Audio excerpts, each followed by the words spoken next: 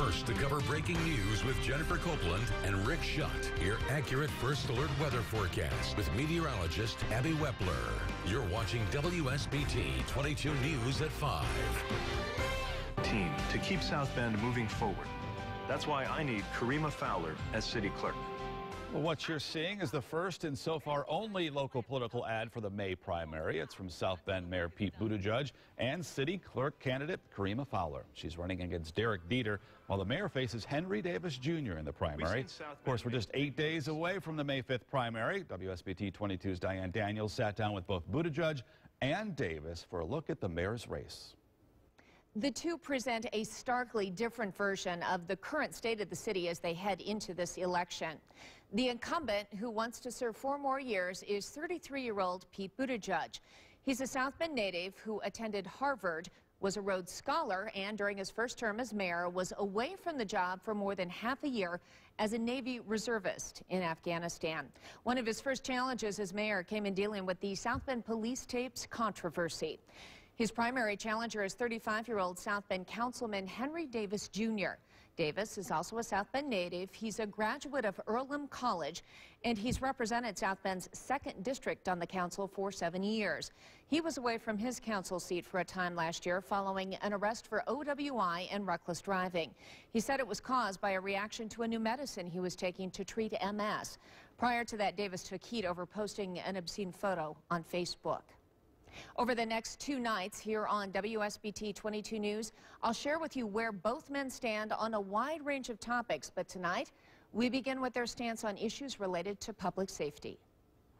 Perhaps nothing is more basic in city government than making sure residents feel safe. But when it comes to South Bend's crime statistics, the candidates offer very different interpretations. It's the impact from the violent crimes and just the senseless shootings and murders that happen here in South Bend. So one of the reasons why I am running for mayor is exactly that. You'll see that our crime rate is down by between 1/3 and 1/2 from where it was 20 years ago. Matter of fact, it's at 20-year lows in both property and violent categories. And at the heart of public safety, of course, is the city's police department. One of the earliest acts in the Buttigieg administration came in response to revelations about secretly recorded tapes of police officer conversations that stemmed back a number of years prior to when Buttigieg took office.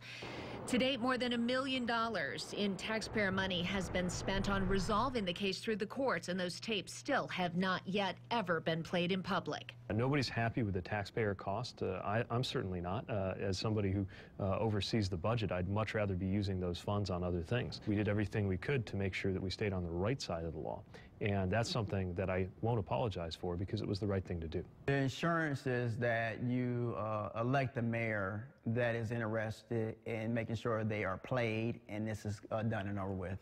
That's the only insurance that I can get to any taxpayer.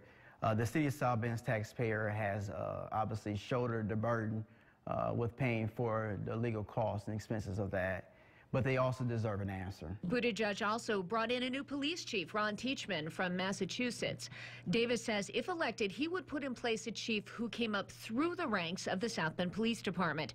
The candidates also have differing views on body cameras for police. I think they're necessary at this point. The national climate has obviously changed our viewpoint in a number of ways on body cameras. But as we've been field testing them here in South Bend, we're learning just how many challenges there are too, including legal issues, privacy issues, and maybe the expectations on body cameras are a little too high. Coming up tomorrow night here on WSBT 22 News, I'll continue my conversation with Pete Buttigieg and Henry Davis Jr., including talking with both of them about regrets they've had during their time in office. Diane Daniels, WSBT 22 News.